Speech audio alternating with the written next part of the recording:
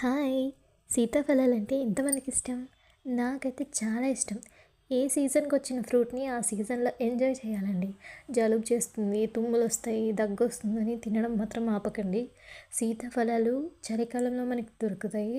ఈ చల్లదనంకి సీతాఫలాలు ఎందుకని తినడం ఆపకండి. సీతాఫలాల వల్ల చాలా ప్రయోజనాలే ఉన్నాయి. నాకు తెలిసిన వాటి గురించయితే నేను చెప్తాను. సీతాఫలాల వల్ల మోషన్ ఫ్రీ అవుతుంది. మలబద్ధకం అనేది ఉంటుంది కదా! అది తొలగిపోతుంది. మధుమేహం అదే షుగర్ ఉంటుంది కదా! షుగర్ కూడా కంట్రోల్ అవుతుంది. తియ్యగా ఉంటుంది. షుగర్ ఎలా కంట్రోల్ అవుతుందనుకుంటున్నారా? సీతాఫలం ఆకులుంటాయి కదా! ఆకులో ఇన్యులిన్ అనే యాంటీ ఆక్సిడెంట్లు ఉంటాయన్నమాట. ఆ ఆకుల వల్ల మధుమేహం అనేది తగ్గుతుందనమాట. ఇందులో vitamin C, B, K, protein, calcium, phosphorus, magnesium, potassium, iron వంటి మినరల్స్ పుష్కలంగా ఉంటుంది. చిన్నపిల్లల నుంచి పెద్దవాళ్ళ వరకు ఎవ్వరైనా తినొచ్చు.